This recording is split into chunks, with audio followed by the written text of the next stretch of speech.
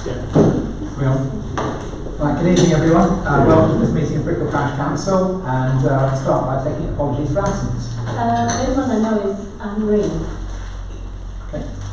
I don't know whether Corinne. Well, Corinne is not there, she's sadly. Okay. Note those apologies. Thank you very much. Item number 2, declarations of interest and items on the agenda. Have you received any written requests? No. Stuart. I should declare an interest in item 7. I don't know whether you want me to withdraw or stay to answer questions. It's up to you. No, you. That's It's your choice. Is it item 7? It says when you've got interest, it's for you to declare it. Oh, person interest. That is, yeah. Okay. Right, we know that. Sorry, Tim. Local interest being on the committee now, the Community Central Association. So I don't think it's not a disposable pecuniary interest, but not status anyway. Thank you. Declaring interest in item 4. Theoretically. We'll need to talk about it, though, won't we? Which we're allowed to do, but not. Okay, right, thank you. Moving on then to item 3, to confirm the minutes of the meeting held on the 6th of June. And an accurate record of the meeting, please. You happy with them? Okay. And item 4, public open session.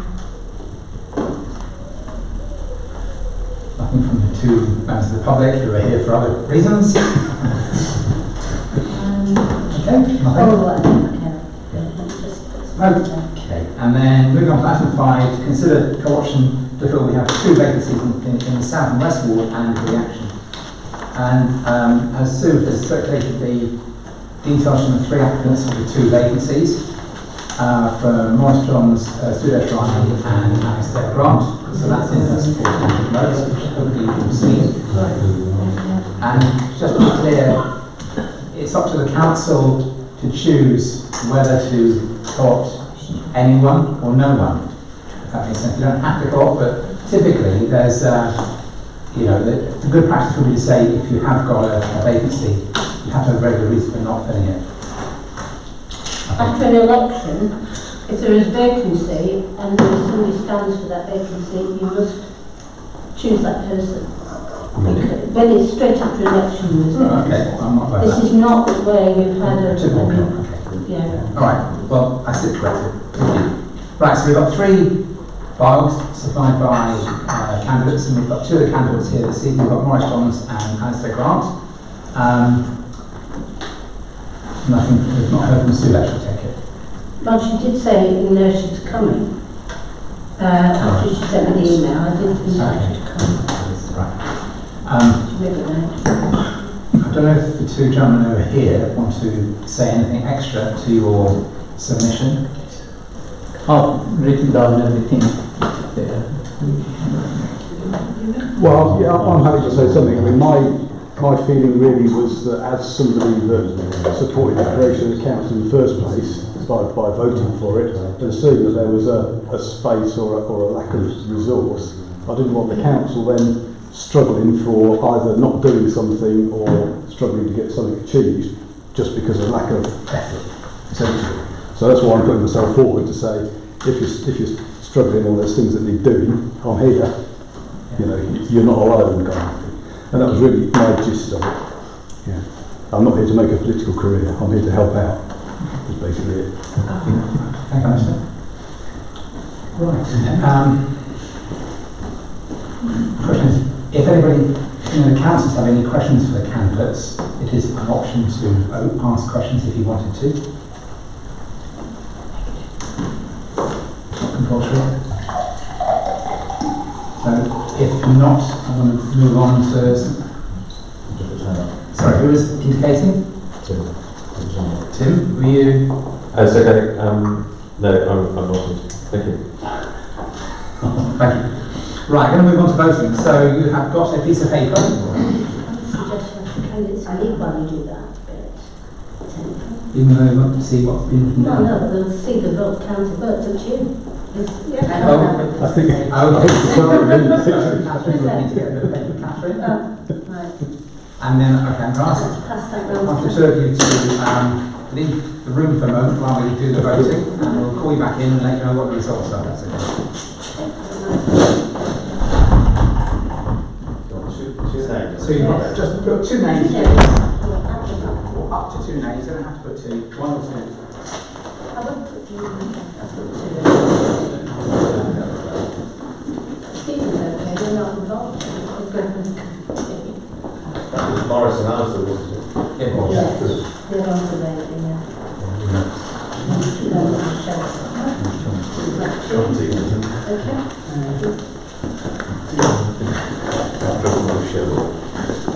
No, okay. Pass them back to him. Catherine, your papers, please. You can fold them or not. I'll borrow your papers. This is the franchise, it says. Have you all voted? Oh, no, can I borrow it?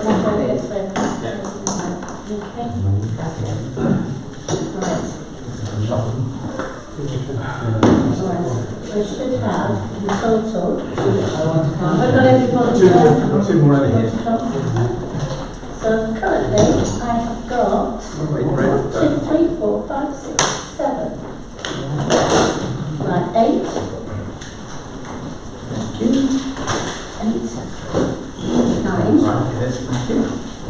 8, 9.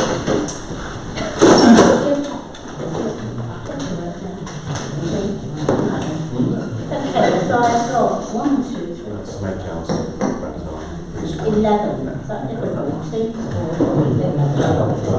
Okay, I think the easiest way is to do this. Is it voted by SPV? No, it's very simple vote. I would suggest that that is the easiest way to do it, would you? By taking out the names of the people who got the least votes. That's an option. Well, it's no way to do it, really, isn't it? So you can put these go together. So I'm helping. Okay. Just now look at this one. Don't take my biscuit. These are the ones that all for the same. Is this how it's done for Mary yet? Yes. No, it shouldn't be called a vote. And then we just have it. Okay. Right, on we go. Let's have it. Is that it? So we've got. Yeah, so let's count forward. Honester. Hang on. There's no description then. So these are all 2, 2, 2, 2, 2. So let's go for count Alistair. Okay, Right, 9 votes for Alistair. Okay, now count for Morris. And so right now 9. Right. So 9, 10, 11. 11 for Morris, Right. 9 for Alistair, and 2 for Sudesh. That's the answer. Which is the ones that, yes, I think about that. So, Okay? Yes. so we've got 11 for Sorry, Morris, yeah. 9 for Alistair, and 2 for Sudesh. So therefore, sure. I want to know what's in the minutes. So 11 is Alistair. Yeah? No. 9.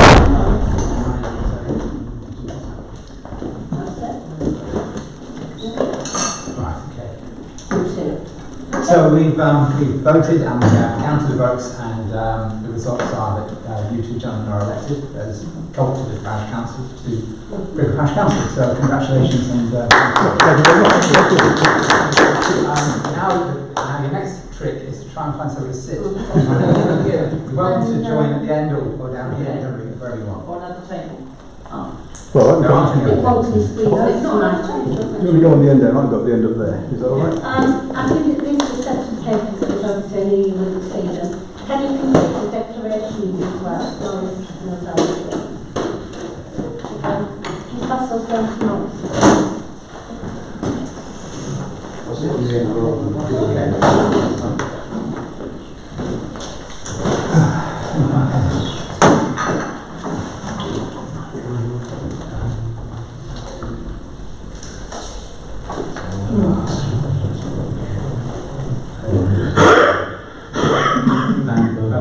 inform Sue please. Yeah.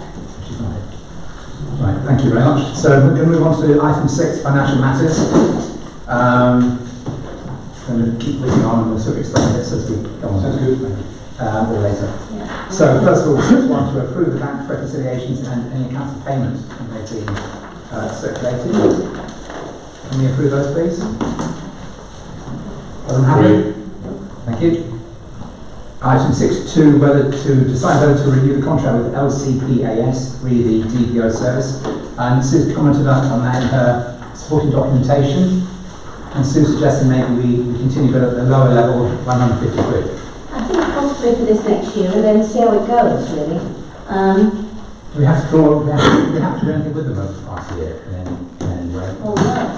Fortunately, that's a good thing, though, It is. isn't it? Yeah, but I think we were happy to continue but at that lower level of £150.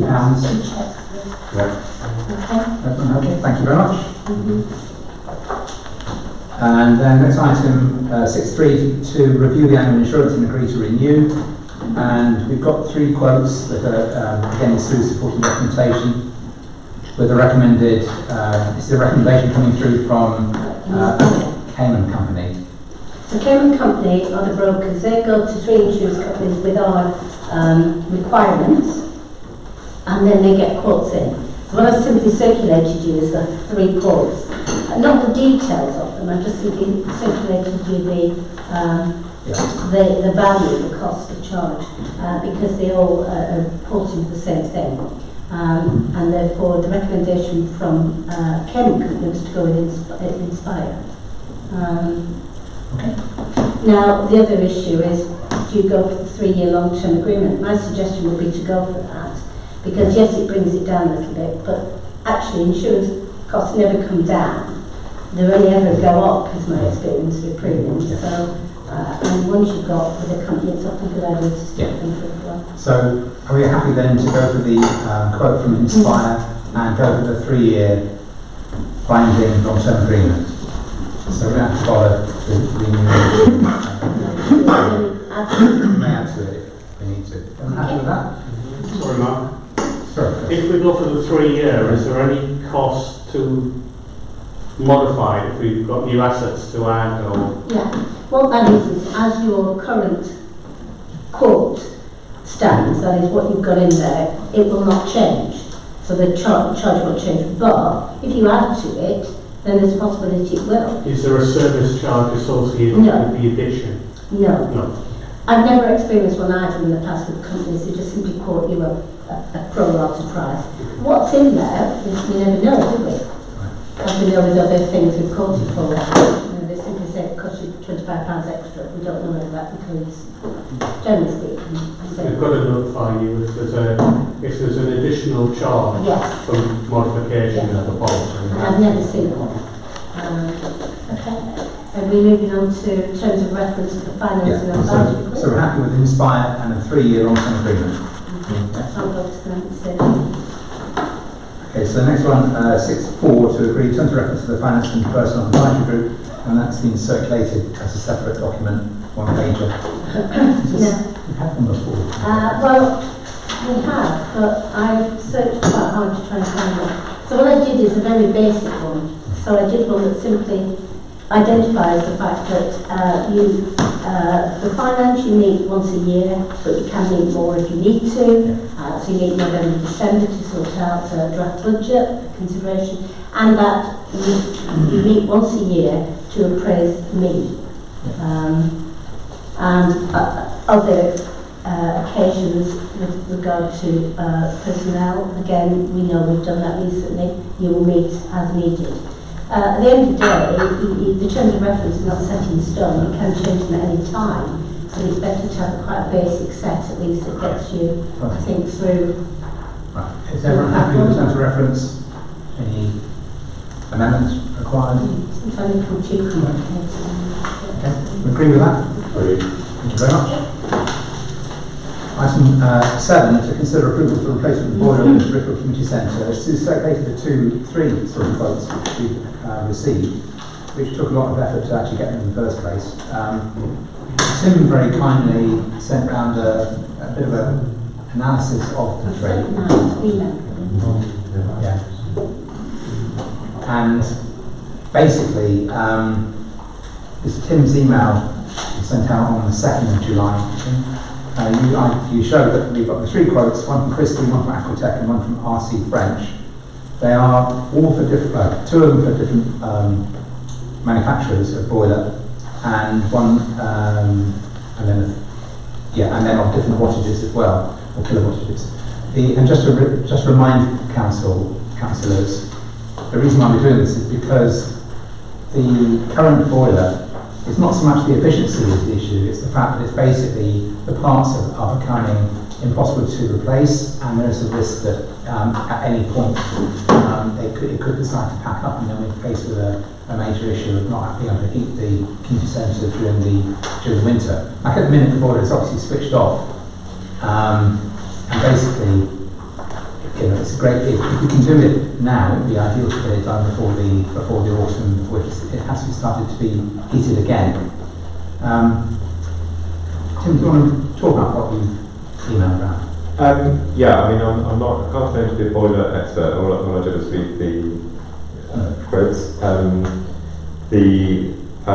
was looking at the efficiency because the current boiler is, as I understand, 28 years old, and is costing £2 grand a year in gas, which I think that's not bad. Compared to our, no, I'm sure it's bad, but I wish it was our gas bill, because ours is a lot more than that. But I'm sure it's just because we've got more rooms. Yeah. So I suspect that this new boiler will be much more efficient and less carbon, good for the environment, etc., and cheaper, which we ultimately pay for, I think. So I was thinking from that point of view, the cheapest quote was actually the most efficient, if the numbers are to be believed, but I think they're all pretty good. And it also had the longest warranty period. So from my point of view, I don't actually understand the variation in price. And I think, Mark, you mentioned the optional extras in the other 2 quotes. So what sometimes happens is trying to compare and contrast the 3 different quotes, because they're not obviously uniformly presented.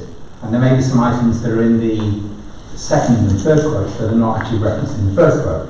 So I think what I was going to suggest was that if we could give agreement to ideally go for the quote from Christie, but obviously talk with them and clarify, what they're proposing, and see if the other items which are maybe being offered by the other providers are included within what they would do anyway. I mean, there's some very basic items around the gas safety registration. I think I would hope they would have covered anyway, but it's stuff like that. So basically, if we're happy to, can we agree a top figure within which we'll then talk further with Christie and hopefully get the contract signed. So Christie, we're quoting as laid out. Can you mention it in the public? Okay. So as Tim mentioned in his email, Christie was saying about £8,000. So if we were to say up to, so I'm just looking at the exact figure. 7,000 plus VAT. Yeah. So I would say I would give it almost up to 9,000 to that, in case there's any additional costs that need to be covered by the work. You've got to remember that all 3 quotes are almost 1 year. Yes. Yeah. And the pounds have come probably 5%. Yeah. So can we agree that? I can suggest 9,000 as a headline figure, and obviously able to get it done within that budget. But that's hopefully to cover the basic deal plus any extra costs which may be incurred,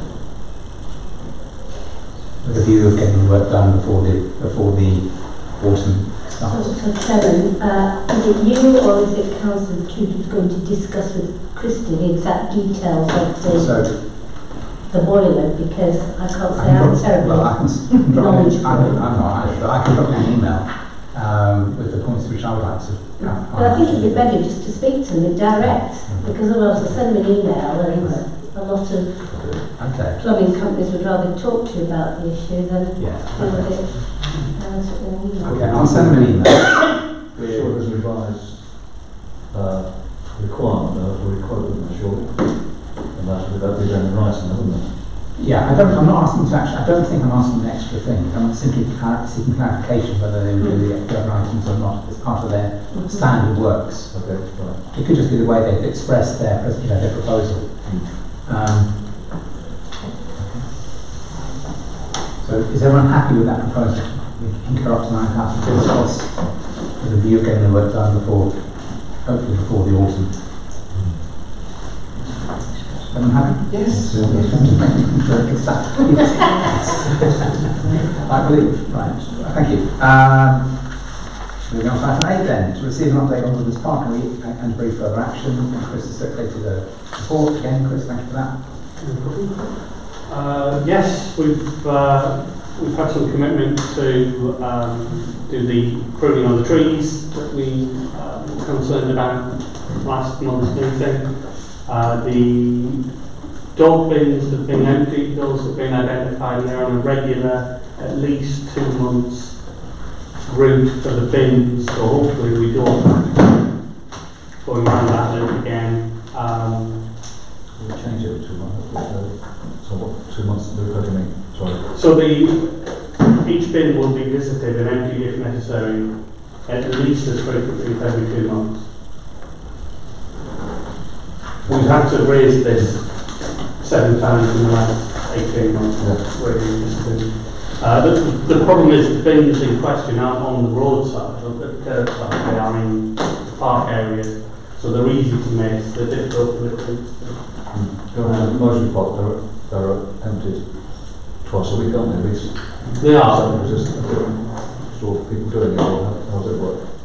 No, I think it's just, for one reason or another, it's overlooked. Right,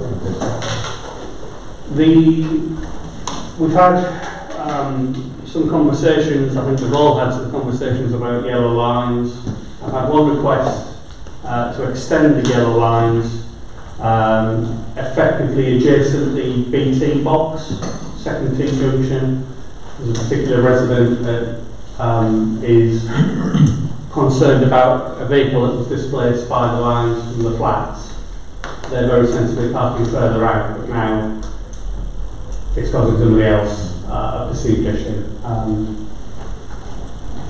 So I suggested, there was that comment, and then there was a comment about observing in progress for updating. So I suggested that that particular resident might like to write to the parish council in the first instance about the lines, their concerns or thoughts about the lines, and any in progress crime should be reported immediately to 999. I suggested she write to you, Sue. I think she didn't. I didn't see. I asked her. I was upstairs just before I came into the meeting. This was weeks ago. Oh, right. About a week and a half ago. Okay, so. So I've not seen anything, so that's just a watching No, brief. could be wrong. And that was all I had. Okay, thank you, Chris. Any questions for Chris? Or any comments? Is there anything on the resident came last time? Charlie, you're aware of any updates on this? I believe it's being dealt with by the council's housing department. As in no change?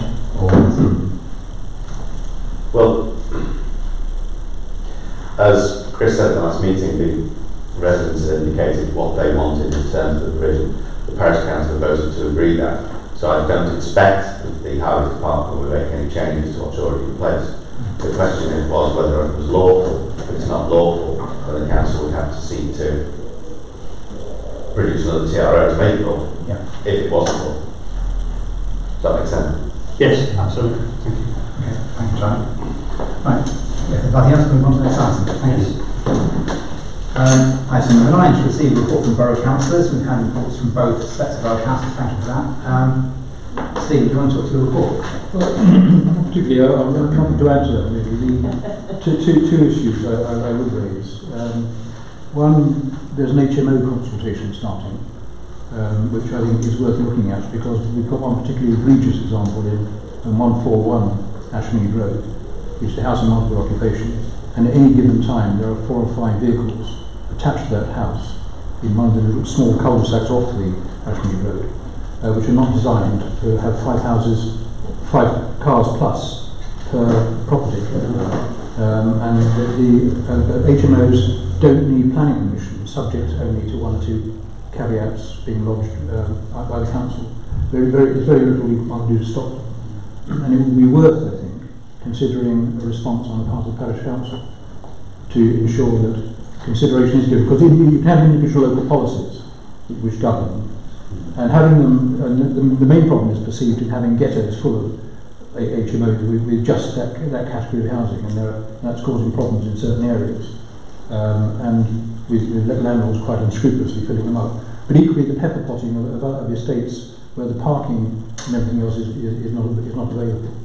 And by and large, if you're a pedestrian, you're going to need a car if you're going to be on an Ashmead Road, and they all do seem to have cars. And it's something like 7 units within that 6 units within that one house. Can I ask, is it actually officially registered as an HMO? Yes, it is. I've checked that. Okay. So it's a question then of there's little one can do to undo it, but to prevent it happening in the future and prevent it blighting other estates, because for the neighbours it's a disaster, setting aside individual problems with noise and so on. The parking alone can harm the environment around for the neighbours, and in this case it clogs because it's so narrow the entrance. They can only park on the pavement, completely blocking the pavement. So I thought it is worth looking at that as a submission, or something that the parish council could do, perhaps in conjunction, perhaps led by Chris and myself. Yeah, I'm happy. But I think it's worth putting a submission in on that, because otherwise these individual problems will be swept away by the main problem, which is the Midland Road area and the grouping of them there. Thank you. Any questions for Chris? Sorry, Chris. Stephen, right. And the other issue, of course, is the yellow lines, which is increasingly for very short, for very, very few yards, are occupying an enormous amount of time. Okay. But again, as was said, the overwhelming majority of residents wanted it. There's only some 10% I think it flagged up an opposition, and I think we're stuck with it as it is. It's very difficult to see it being varied without the whole principle collapsing. Thank you. Thank you, Stephen. Moving on then to report from Tony and Charlie. Well, you got the report. Obviously, we've taken up some of the issues which were spoken of last time in relation to travellers. The report mentioned some issues in relation to transport, which is a big issue there at the moment. This evening I went to, before I came here, I went to the food bank, and I just got the figures for Brickhill for last year, and there were over 200 people from Brickhill who were being looked after by the food bank last year, which I think is quite a lot really for a place like Brickhill, you know. And they struggle to get the food in. Places like this, we collect food, send it in, but they do need cash, and they are short of cash in terms of, they have to run vehicles, employ staff, rent premises, all those kind of things. I think they do a great job. So, yeah, I'd said that if they wanted, they can apply for a grant and look at the regular people, but they may at some stage. Okay, thank you. Any questions for Charlie and Wendy? Charlie, are you able to talk a little bit about the agreements or discussions with the police about any future encampments and how they will support?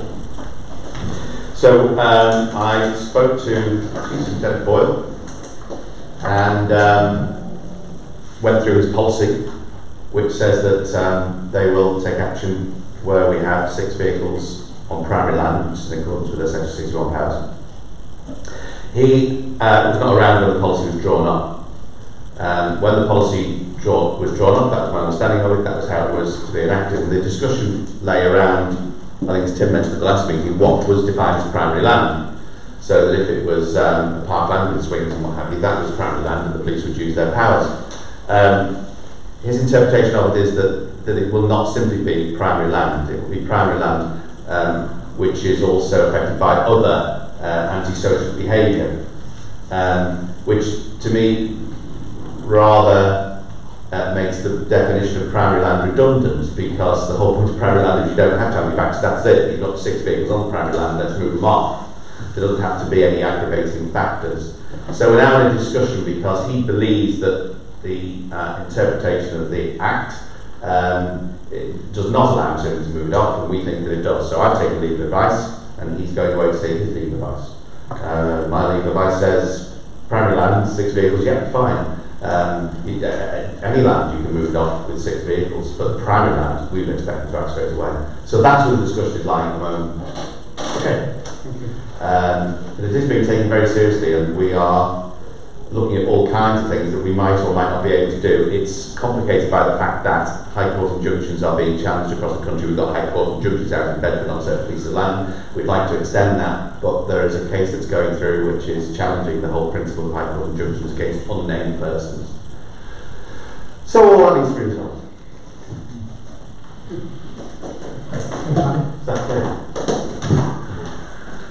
Okay, thank you very much indeed.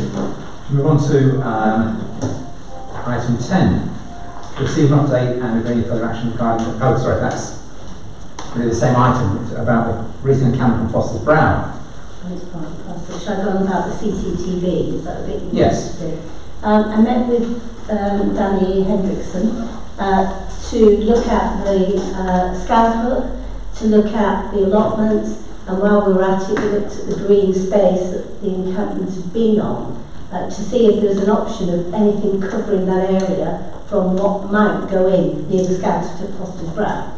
And so I sent out the first question was, the 2 lighting columns near the allotment are not high enough to allow a camera to be mounted on it and to pick up another point. It needed to pick up the flats in Avon Drive. There was concern that it wouldn't actually see it. But what it came back with when Ace went out to look was that if we had a 12-metre column there instead of the one that's there, then the camera would pick up the flats in Avon Drive, so it would link to that. And it could then link to cameras on the Scout Hut. So the court talked about the allotment and a camera to cover that, and then it talked about option 1 and 2 for the Scout Hut, which actually are not options in the sense of one or the other.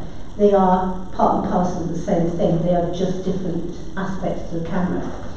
When we talked about the area of the green, because I sort of said, well, why couldn't you perhaps have a camera that covered that? The issue was initially the trees. There are high trees from the lights in near the allotment, looking out that way. But a 12-metre column would enable a camera to be high enough up to see over the top of the trees and over the green area. Now, whether that camera, was not my next question, but he wasn't in, was would it be possible to have a camera there that would pick up the green area, but also the back of the Scout Hut? Because the problem we had when we looked is there's the front of the Scout Hut.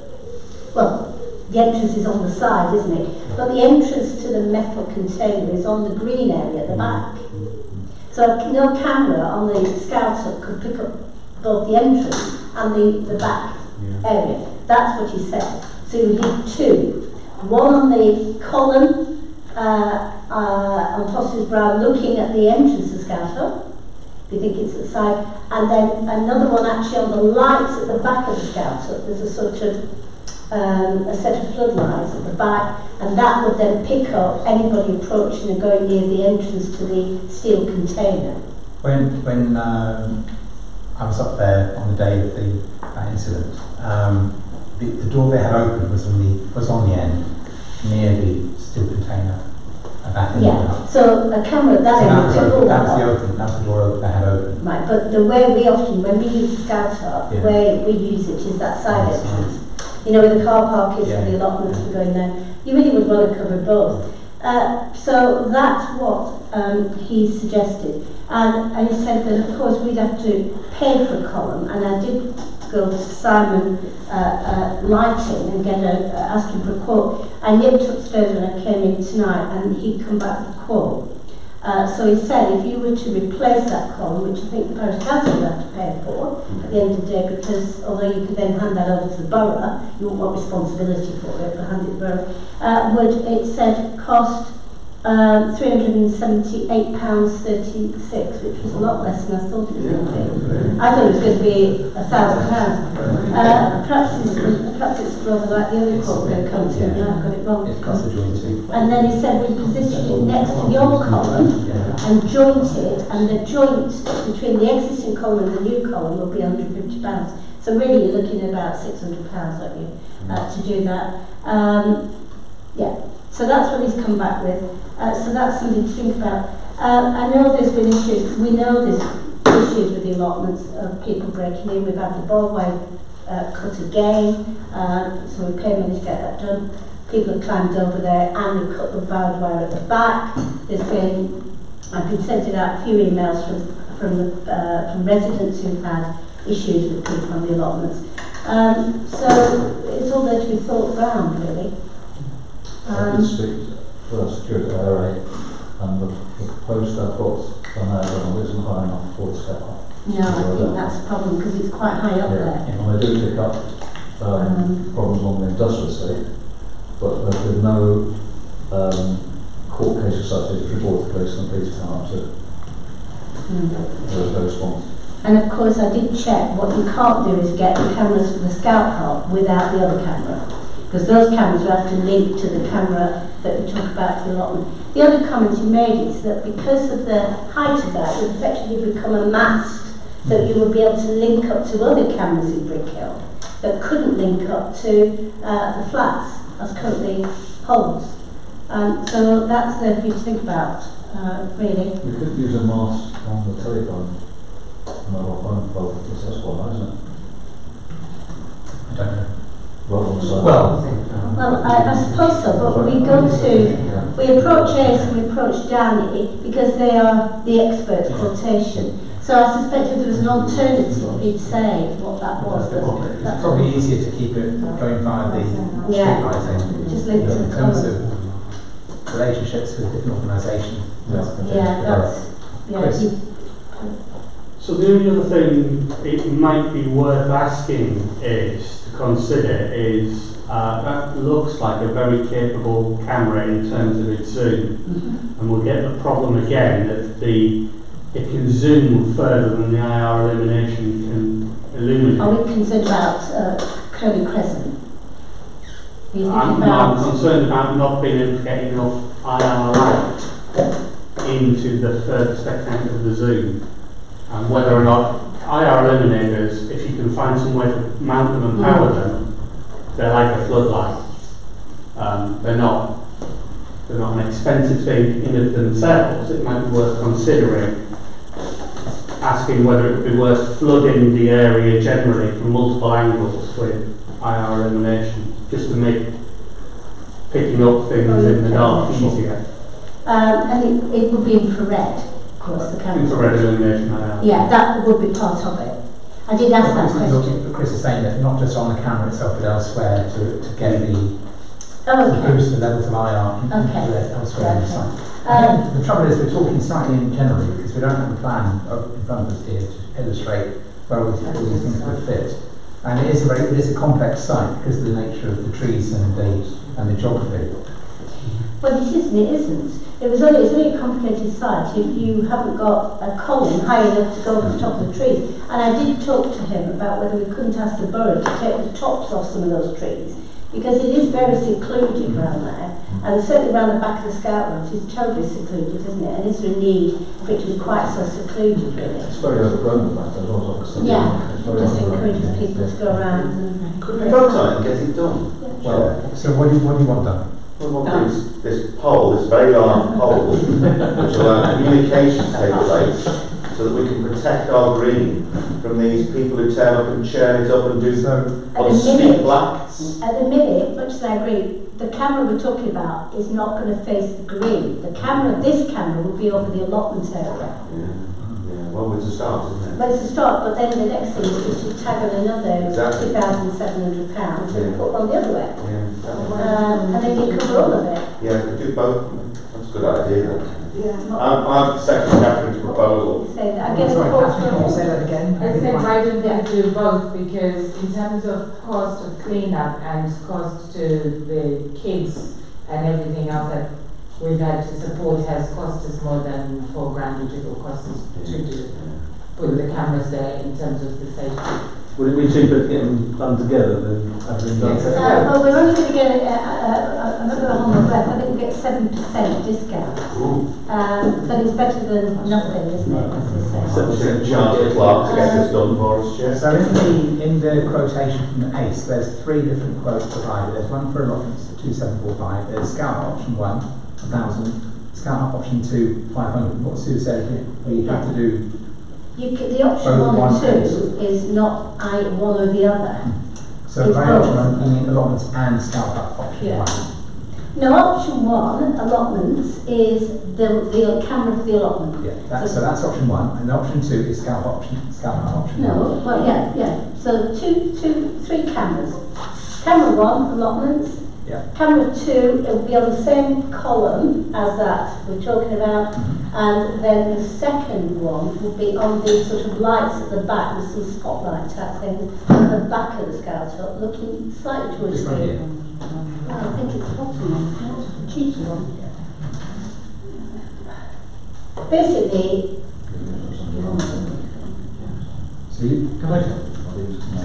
So just adding these up, so I think the numbers in the quote come to about £5,000, 4937, and then and that's including about £600 for the lighting column. So the total of about 5k. Is that right? So that's for all 3 options. So plus all 3 on the pole. All 3 options plus the lighting column, 5k, according to this. If my maths is right. Which sounds like a really good investment to me. What I can ask is, because I did sort of ask, but didn't ask him to quote, I wanted to see what came out of the scouts, because I was going to say, would we be able to get away with one of those, less of those cameras, if you had a camera that was pointing towards the green? Because if you did, it may well cover the back of the scout hut, and therefore mean one of those you wouldn't need. So you would only end up with 3 cameras, not 4. Sorry, basic question. Yes. Are these cameras linked to the borough's control room? Yes. They are.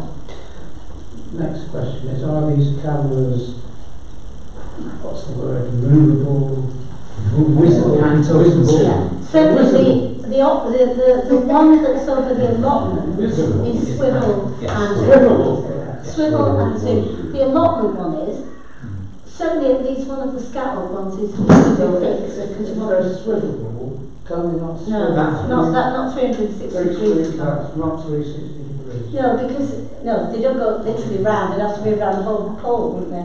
They will go probably 180. The other 2 though, the scout hut option 1, option 2, are brilliant cameras. They don't physically move, but they can be controlled electronically. Is that right?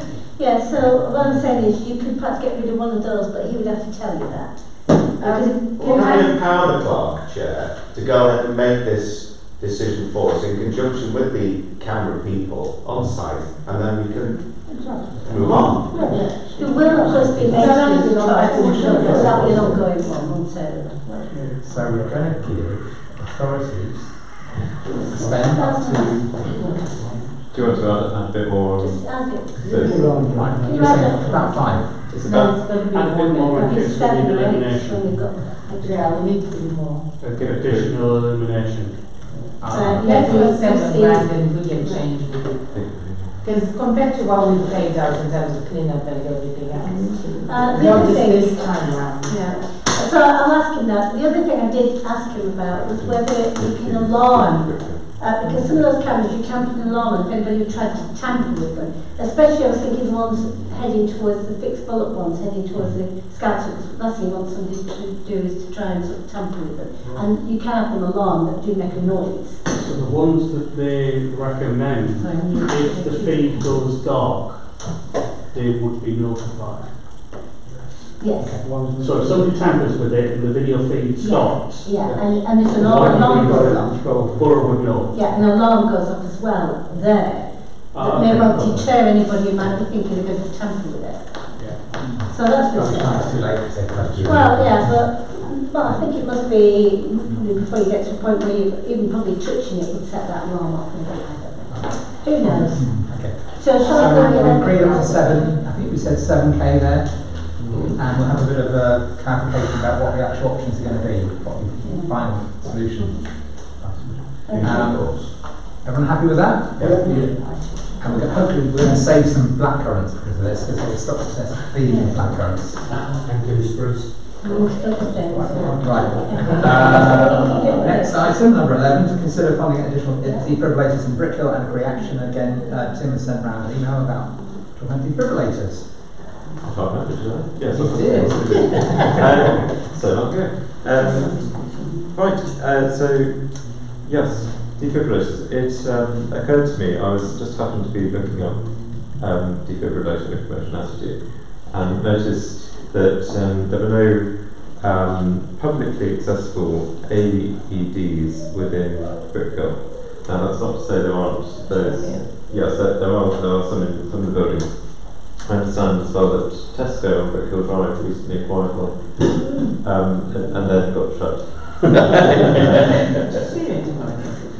So, but what this is essentially cabinets on the side of the buildings, similar to the one you might have seen at St Andrew's Church, where you put a bright yellow round cabinet with 20 coats on, and that lets people access these 24/7. The cost of these is not too expensive, I think. Off the top of my head, it was on the order of let me get this right. I'll come back with £1,400 or something. Yeah. Is that what I said? Excellent, yeah. To 2,000. Yeah. That's right. That's good. Mm-hmm. We did speak to Mosby Park Golf Club. Is that right? Yes. About 100,000. yeah. So I think there are sites within Brickhill where we could potentially have these installed. It seems like a good thing to consider doing, and we have thought about it in the past. I understand. For this meeting, I was seeking to sort of gain some consensus on this, maybe set aside, allocate a bit of funding for it. Chairman, I was going to say, some of my other parishes have gone down this route. We have a person on Kempsey Rural who does work, trains people to use heart equipment and so on. And he has really struggled to find somewhere he can actually put one because you need an electric supply. Some places, we try to feed pubs, you do with the ones that are war mounted, you have to have electrical supply. And we tried a few of the pubs thinking that was an obvious place. They were all a bit worried about responsibilities and whether you should have something. So that's the only drawback. So you do need a site. We did try with the borough to see if they'd let us mount them on some of the highway furniture. Again, they wouldn't let us do that. So that's the only thing. You've got to look at somewhere that would allow you to do that. The community centre is an obvious possibility. Outside, I would have thought, because it's quite central there, and there's quite a lot of elderly people in that area opposite there, isn't there? And we've got. I'm going to say. They're very, yeah, well, I've never known one be vandalised. Just about every village hall in every parish. Sorry, guys. Jim? Thank you, Mark. We're just asking why we need electrics until it's just It's a triple charge battery. Yeah. Yeah, you do. Basically, there was a joint programme by the Bedfordshire Fire and Rescue a couple of years ago with the Borough Council in Bedford Borough and also the Central Bedfordshire Council, where they provided lots of these cabinets, various sites. Yeah. We didn't get any in Brickhill. I don't know what I looked today on the Fire and Rescue website to see if there's any reference to anything going on at the moment. I saw nothing there just now. But as I say, we need to find somewhere to actually mount it. It could be a community centre, it could be All Nations Church, or it could be anywhere that's got that would be happy to. But it is a requirement. It should be as many of these places as possible. It's 10% per minute is the reduction in the life expectancy, so people should be able to access them, ideally on foot, within less than 10 minutes. Chair, so say that in my ward there are 4 or 5 of these now, and the village shops are a good place, and the equivalent shops are, you've got plenty of options for shops in Brickhill. That's often worth doing, because it's a fairly public area, it's usually lit, electricity is easy to supply, and certainly we found that shopkeepers have been very willing to allow the walls to be used for it. So it's worth a try with them. Well, I think in Brickhill Drive, Tesco do have one, but you should publicise it. It's You should say inside, you not can't outside. get in, you can. I believe theirs is inside, Yeah. So that's not finished. and that's the problem.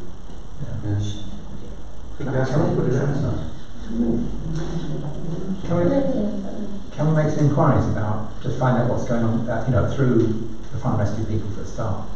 Because Paul Fuller, the chief fire officer, was quite keen on it at one point. I don't know if it's a budget item, but... Well, we did inquire with certainly one of my parishes that there's no funding available at the moment for them. Because as you quite rightly said, Turvey, Council Rural, quite a lot of them got them written and it's got them on the village hall. But that money is now gone, and we have looked to see if there's more, and there isn't at the moment. Whether it'll come back again, I don't know. Are you aware whether there's any first responders in the area? Sorry? You mean on their houses? Sorry? Do you mean In Brickhill. I mean, or are they not thought to be needed because we've got the ambulance station quite near? No, I don't think it's... Because I know a lot of villages have first responders. Oh, I see. Doing the actual Yeah. that scheme. I'm not aware Well, of the only experience I have, Milton Ernest, we have as a first responder that the parish council gave grant money to, is based in Sharnbrook. They gave her money to pay for a defibrillator, a portable one that she could take around with her, and there's her and a couple of people who are volunteer first responders. Yeah. But what you need is volunteers to take it on, and they do try to get people in different areas, but again, you've got to be prepared to take on that job as a volunteer. If anybody calls you out, and it's a 24-hour. I mean, Keysay, for example, has got three of them. I mean, obviously that's further out town, and that's probably more important, but... Yeah, I will say that the rural parishes are more likely to have been encouraged to get these earlier because of the distance the ambulance has to travel and corresponding risk. But ambulances don't come as quick as they used to these days. No, indeed. Can I ask, do you need training for that, and how long is the training? So it's quite easy. You can train. We had a session here where when the cabinet was installed, and the lady from the East Midlands Ambulance Service, who lives in Brickhill, gave training, and it is very strict. It is basic straightforward. You don't need training for and the those machine ones. is such that it won't actually fibrillate unless you are, unless you need it. It senses whether or not you are in need of the help.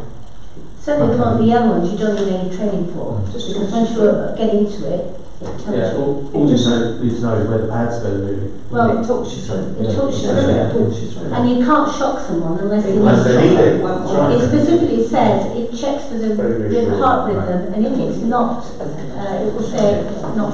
I think the training's more about giving people confidence Yeah. in using it. Right, Catherine. Are you asking training about being a first responder, or just asking about using the defibrillator? Just using the Right. So we make. How do you want to play this? Do you want to? Well, we think it's a good idea. We just need to explore where we can put them and vote to spend money if we can find buildings that we can. Yeah, I'd second that. Okay.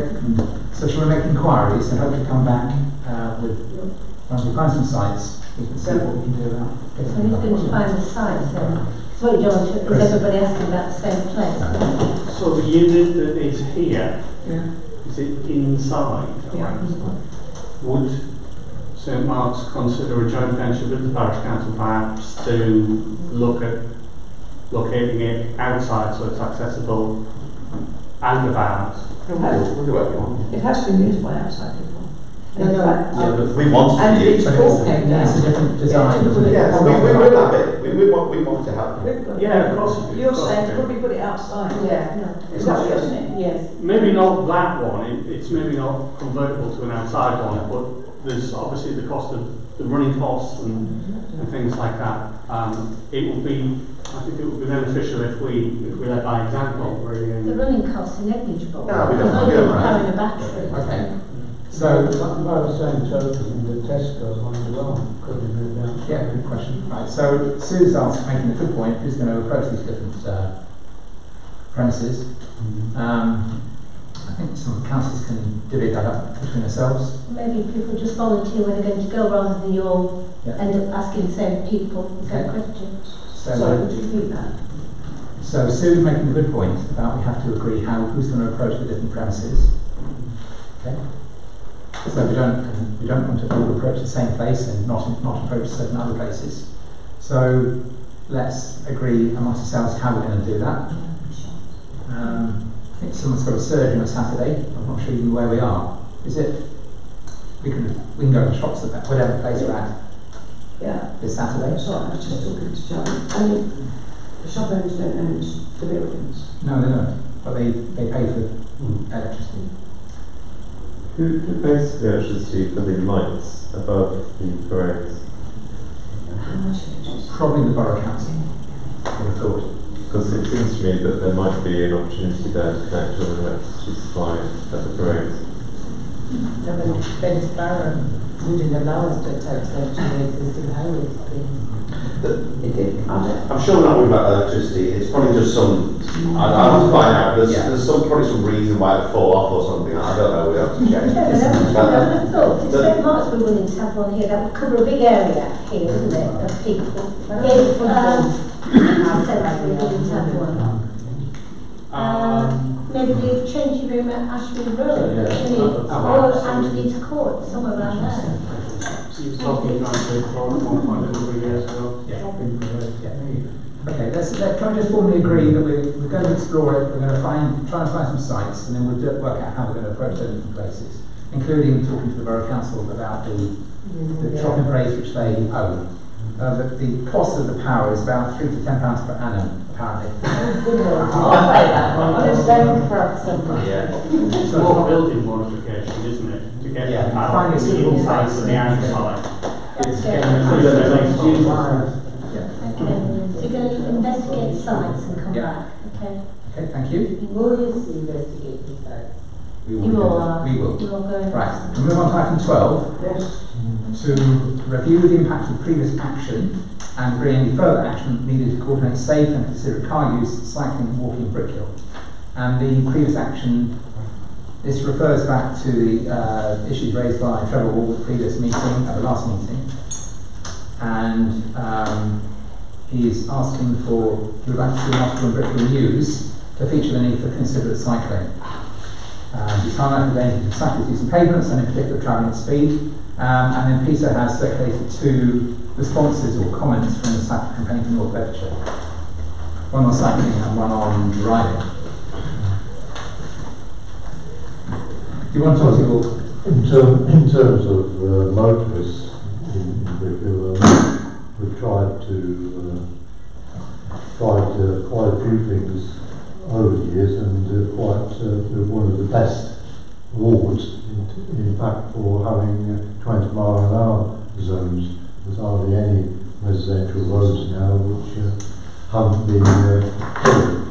And also in terms of yellow lines on corners and other areas, we've done Charlie and Wendy done quite a lot over the years.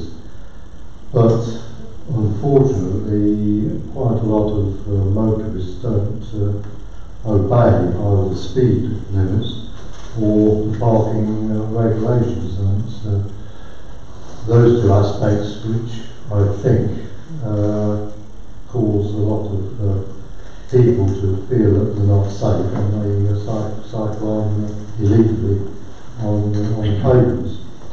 I was outside Thomas Moore a couple of weeks ago. I hadn't been there for a year just to see what was happening, and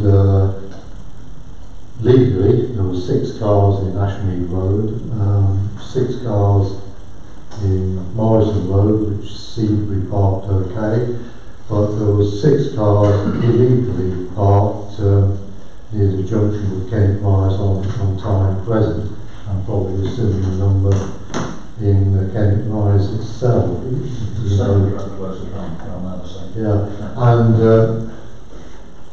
some of these drivers do really silly things. There was one driver, he came up and instead of turning into Kent Rise or off Tyne Crescent, he just pulled to one side and stopped, blocking half the carriageway from the school. And he was there for about three minutes before his daughter or son came rushing to him and got in the car and went off. So people couldn't get in and out because he was blocked on one of the carriageways. And then you have others that even stop just before the central reservation, and the cars can't get round them. You get some that do fast U-turns in the start of the school entrance. So I'm not quite sure what we can do to stop that. In terms of the other lines, you are allowed, the driver is allowed to unload and load, is allowed to discharge a passenger or pick a passenger up. So it's a question of the timing, how long they're allowed. And I did contact the borough last year about that, and apparently they're allowed about 3 minutes to load or unload a passenger. But an enforcement officer can't just go up and then give a person a fine. He has to physically see the person stop, and almost sort of timing with a stopwatch before he can approach him to fine him. And then there's also the illegal parking across driveways, and there an enforcement officer can only do something if the resident concerned rings the enforcement office up and gets somebody to come out to charge him. But that person then can't move him on. It's only a police. So Peter, in terms of trying to sort of come to a point, some action on this, I guess in Brickhill News we can advertise if there is an ability for residents to call upon the enforcement officer where there's somebody's parking like that, yes, blocking them in. We can advertise that. Yes. Is there anything else that we can do? What else can we? Obviously, you haven't talked about cycling in your comments. I'm not getting to that. I mean, there is the borough did set up 18 months ago a parking hotline for residents to ring the number to report dangerous incidents or unlawful parking. But as I say, by the time somebody actually came out, it's all gone, so I'm not quite sure what would happen. And they have published a leaflet on safe parking at the school gate. I'm not sure how widely distributed that leaflet is. That's in terms of parking. In terms of speeding, I always go back to the 1 week's videoing that we did a few years ago in Avon Drive, and we had nearly 16% of the drivers exceeded the threshold speed limit, which for 30 miles an hour is 30 plus 10% plus 2, which is 35. 15% of drivers were actually going more than 30 miles an hour. Avon Drive between Pheasant and this end of the time.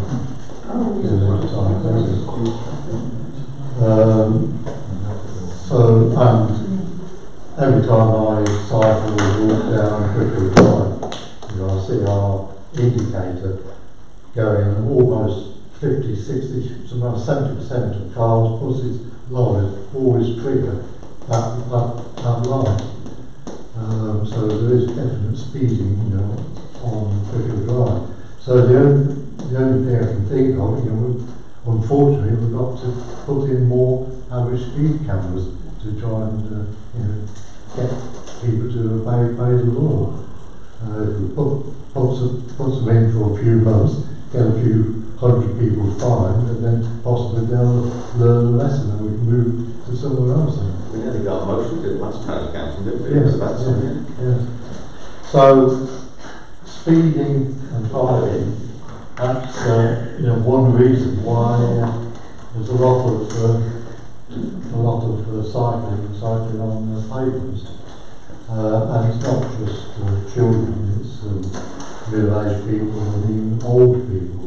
I mean, just in the road where I live, a quiet road, supposed to be 20 miles an hour, yet 40% of the people cycle on the pavement.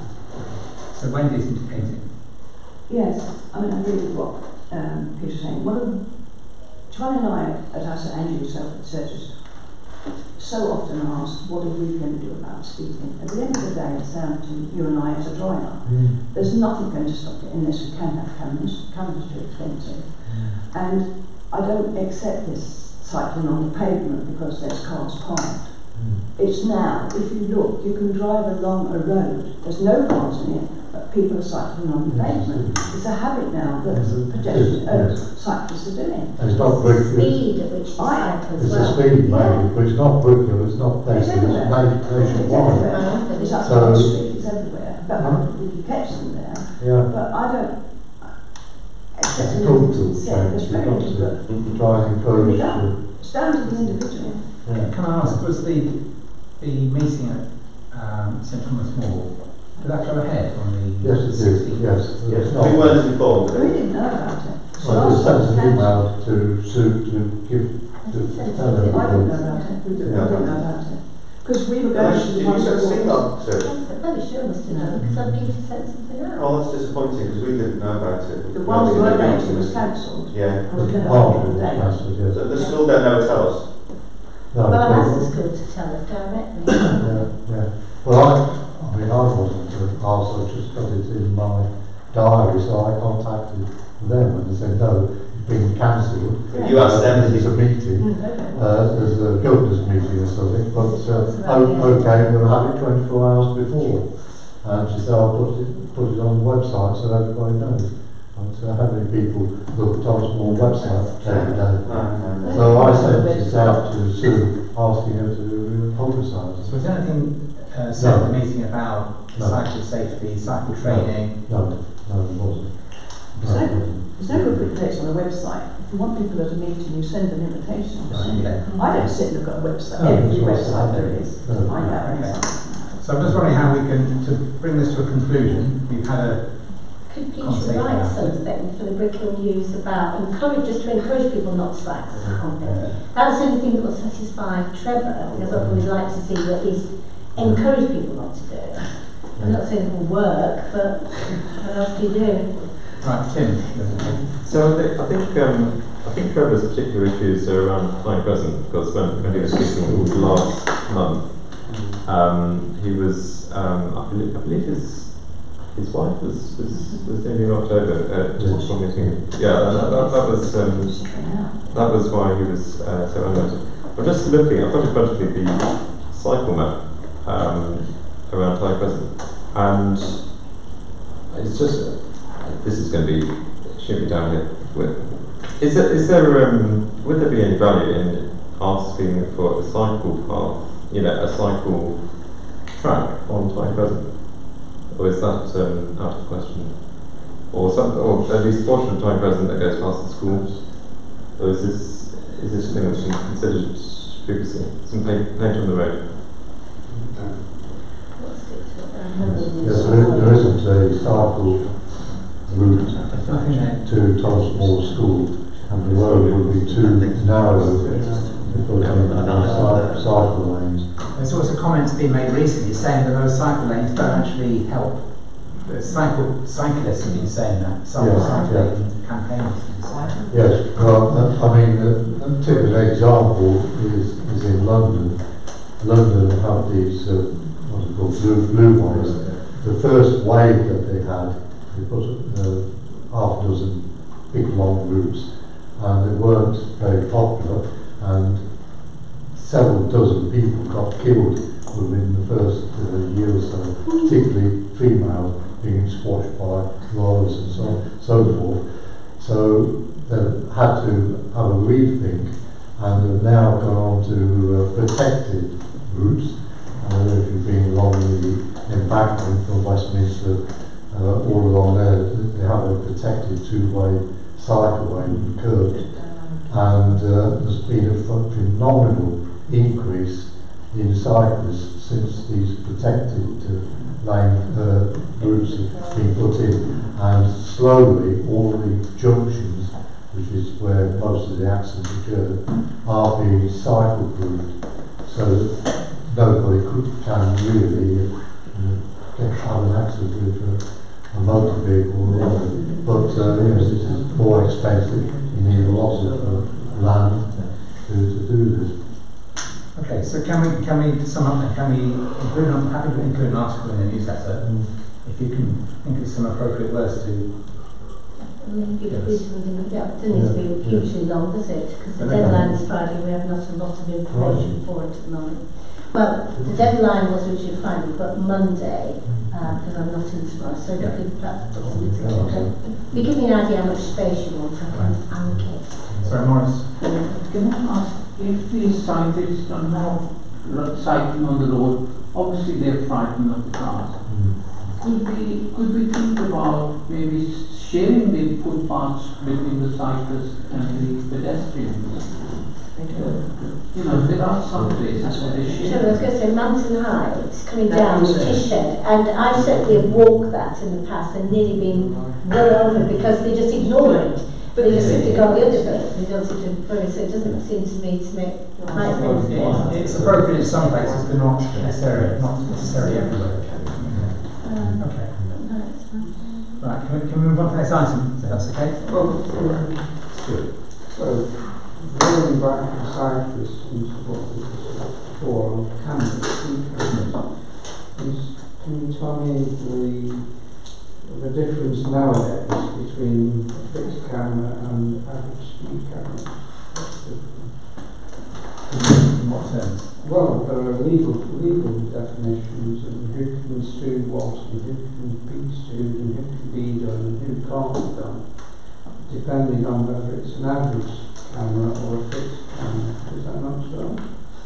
There aren't many fixed cameras around these days. There tend to be more average in Bedford. The old ones were the old wet film ones, and they've kind of become out of use now. The average speed camera is to detect the speed at one's location, to detect the speed at the other location, if you've gone over the average. Does that revenue then goes to the department? Oh, sorry. All the money goes to checking. Yeah.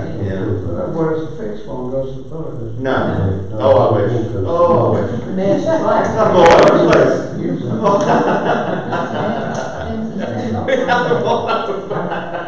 When he was in Groat. No, the council doesn't get a penny. And the council has a list of about, I think it's about 80 sites now, places that want cameras. And the council gets no money for the installation of any of them, and has to pay an annual calibration fee. All those. So it's as you put more in, it costs you more just to maintain it. Okay, can we move on to the next item, if that's all right? Item 13, to decide whether bus gates. The council gets the money from bus gates. To decide whether to reapply for recognition as a quality parish council. So, this was Councillor Retreat's idea. Our foundation status comes to an end in December 15. There are 3 levels of quality status. There's foundation, quality and quality gold, and you have certain criteria to meet. We would have gone for more than foundation status, but we hit a bit of a buffer, Chairman, didn't we, with certain information that didn't get provided, and therefore we couldn't tick the box. There's a few things we need to do for quality. think there's a few things you need to do, but and I look at the annual report, Jen, I'm still waiting for yours to be given to me from March.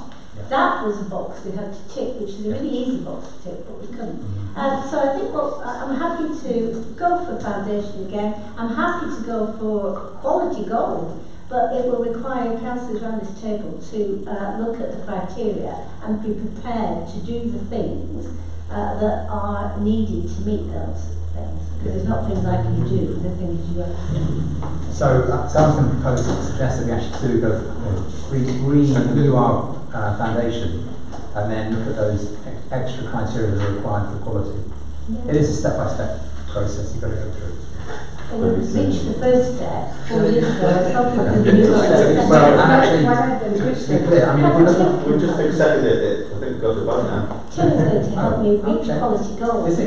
Well, apparently, I think so. Well, we'll come back in the autumn with a bit of an update on what we need to do to achieve the next levels. With our individual work plans. Do you want to email out once the targets are set? I have sent you, I did email something out in the supporting documentation. Right. Okay. So, and there's a link to see the documentation. Brilliant, right. And we're moving on. We've had a proposal that we do renew. Let's go for it. Let's go higher. Well, we can't go higher now. We can't apply for higher now. We have to go achieve the level, be able to demonstrate that we achieve those things. So it's Slowly, we reapply now for foundation. It's safe to do that, I think, and then work on the next steps. Is that okay? Yeah. Brilliant. I'll meet many steps and I can meet. Thank you very much. Quickly then, shall I remind... Item 14. Okay.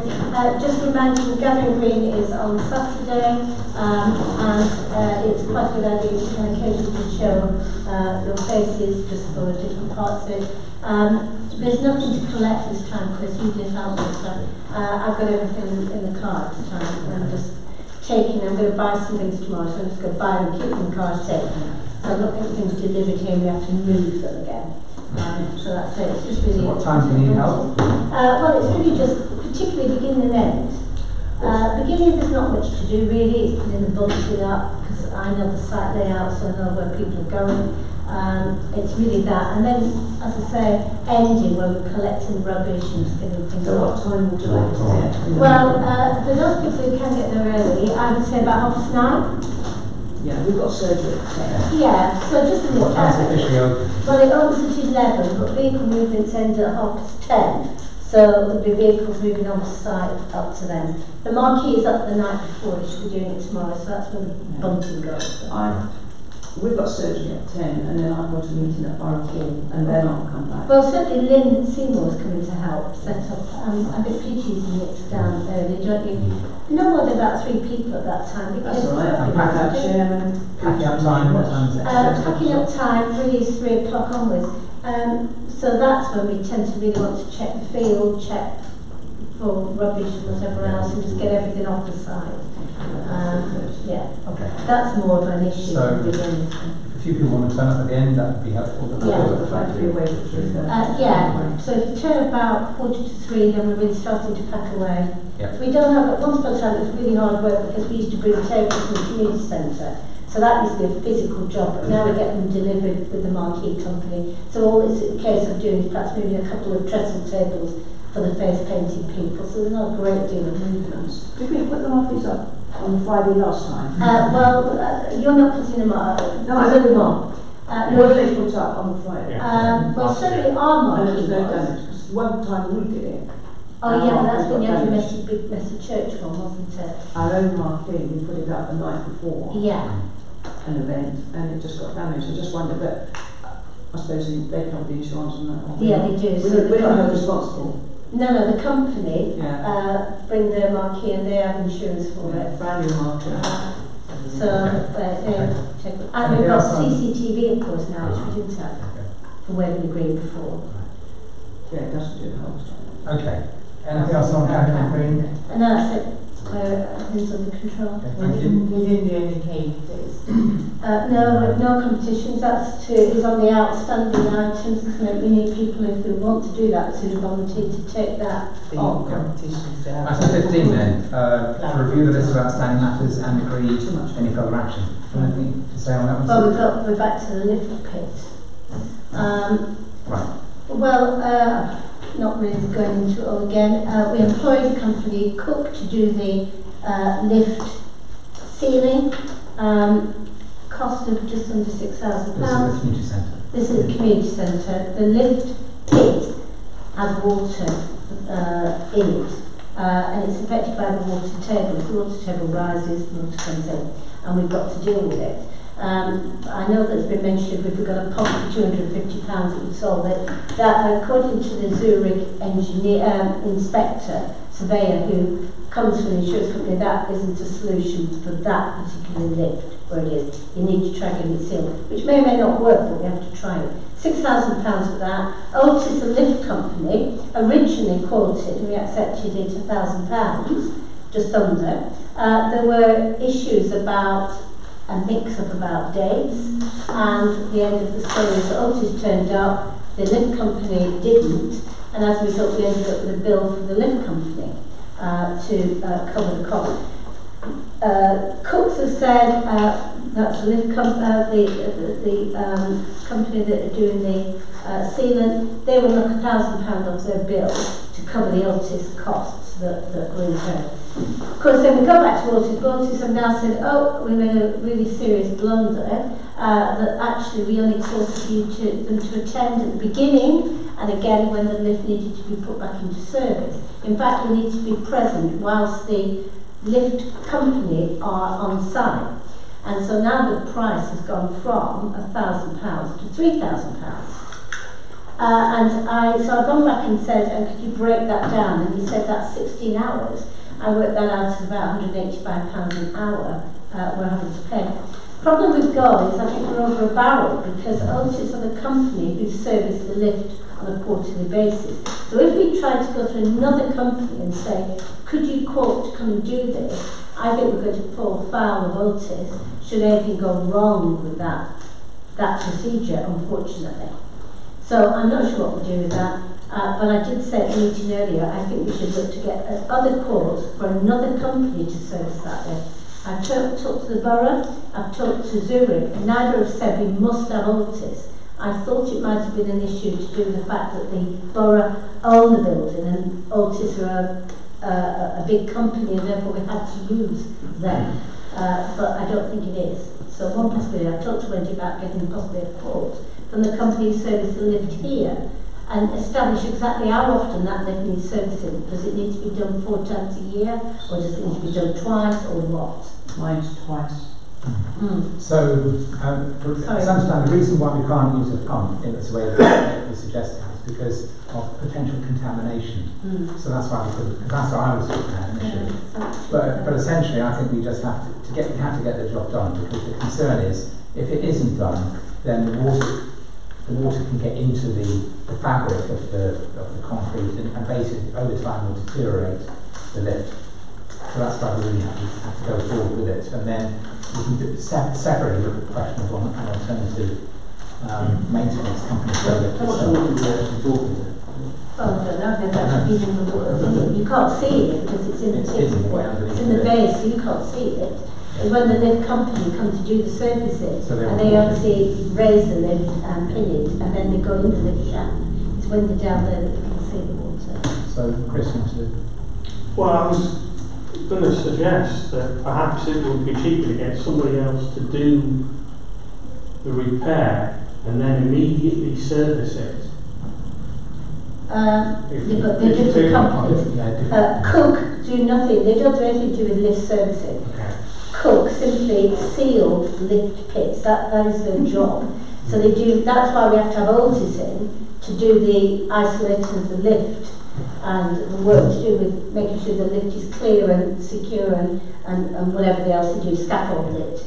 So it's clears the pit for the cook to work in. Precisely, but if somebody else other than Autis was to do a servicing immediately after the repair work that Cook did, then they would that they will be responsible for making sure that they can take it on at the beginning of the contract. And it might be cheaper to do that than to be paying 3,000 towards it. But we have no choice at this stage now, because we have got to get that work done really in the summer. We've got to fit round the community centre to do the work. And so we are now stuck. We could go back to square one and say, forget it all, we'll talk to, try and get another company. Whether you're going to get a company who can actually do that work, the isolation work, is the issue. Yeah, it is complicated. We've got 4 different groups involved. We've got Otis themselves for lift, making that secure and safe. We've got cooks who do the lift sealing of the pit.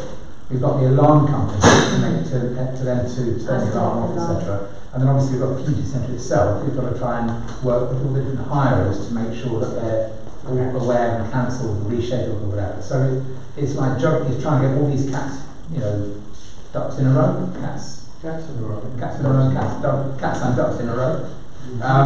It is very complicated, and basically, I think at this point you have to get it over the line to coin a phrase that's very popular these days. So I recommend we really try and get it done, and then, as I say, look at the whole question of the maintenance afterwards, because I'm not sure when it's next due to actually. Well, the first thing I was going to do is go back to Jason Otis and say, I don't think we've got any contract with you. I thought the first contract was through yourselves at the community centre. Because if there isn't, they get a quote and say exactly what would you charge us to have a formal contract with you, and then we can compare that to another company. Okay. I mean, it seems to me that the work essentially is cook who are tanking the thing. That's all the work is. Yeah. And all Autis are doing is turning up with a red flag. That's all they're doing. Waving a red flag. Expensive one. And it's a very, very expensive red flag. Yes. So it seems to me that if they're now digging their toes in and quoting this outrageous price to do nothing, they're destroying that faith. And if you choose to go ahead with someone else, then why not? Okay. So we haven't got a contract with Otis on the lift. We don't have one. I always thought that the contract was via the borough, because when I started here, Otis were in and they came in on a regular quarterly basis, which made me think at the time that was something the borough had in place and we had to do it. I don't see from talking borough that necessarily is the case. So I think we do need to get a quote to get that. So it says that with certain machine tools, it's expensive, they don't have a contract. 2-year, 3-year contract with them, and then your services. Yeah, I agree. I completely agree. But they also give you discounts if you have a contract with them. Well, we hope so. So is it worth trying to say, well, a contract, and then what's the deal if you have a contract for 2 or 3 years? So I'm surprised we don't have a contract, because I thought we went through this when we took over from. But that's why I thought you had to have an arrangement because it's owned by the borough.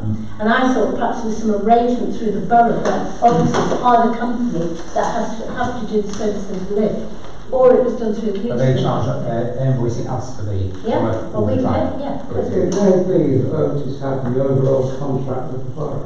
Once you took the building over from the borough, that really ceased. So, but can we just make sure that are we happy to formally go ahead with this current bit of work and pay for this extra cost that Otis are invoicing us for, so we can get the work done?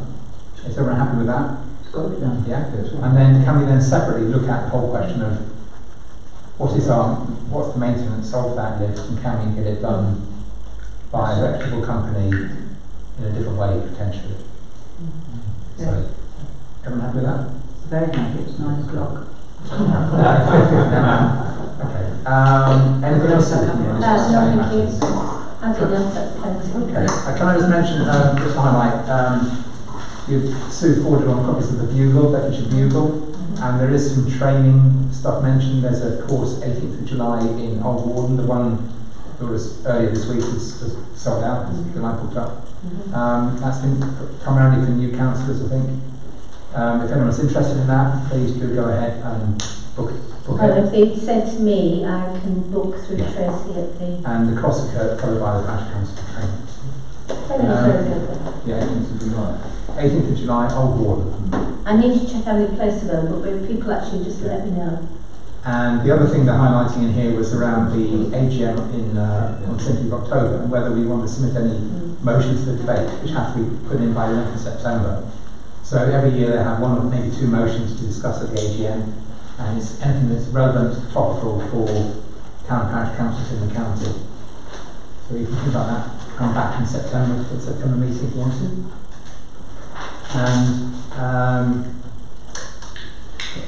And also there's the NALC AGM, if anyone's interested in going to the NALC AGM in October, it's in Milton Keynes.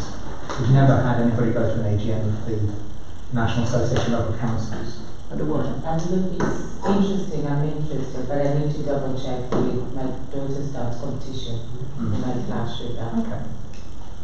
So it might be worth inquiring about that. If you're interested. I am, but I just need to check dates.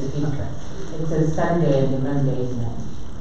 I said that out, I need to send it obviously to the two new people, but I sent it to all of you today. So if you read it, it's the sort of equivalent to being local parish council. It is.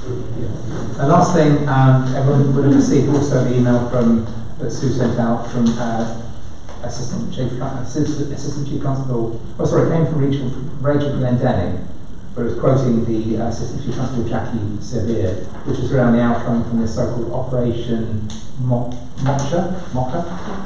which was the collapse of the trial of the guy from near Venice. Four people were charged, but were cleared, I believe, and one person was also charged separately, who was, I thought he'd been done for something else. But you do seem to I mean, I don't understand that at all, because the chap died, it was alone, wasn't it? Well, they couldn't, I don't know why they couldn't do it. Yeah. I mean, he was killed, I know. and they were arrested for it, and they got off. I think it was like evidence. Yes, so two were found not guilty. So one person not guilty on all charges. Two were found not guilty of murder and not guilty in relation to the charge of possession of a firearm, but were found guilty of provoking cause of justice and were sentenced to 2 years in prison, minus time served. And the last guy was not guilty of assisting an offender and conspiring. So do we think the case is closed? If they're not charged then, somebody's killed that man. Well, presumably it's still outstanding. I think in the letter they talk about that they're still pursuing more evidence. So I mean, the justice system is very complicated and it's not always what we want to see, but it's what it is. So, unless we change English rules. Right, and if there's nothing else, see you all on Saturday for coming on to Gathering Green. You're going to be there this year? Yes. Well done. Oh yeah, because you're away, isn't it? Thank you for coming on. Every year you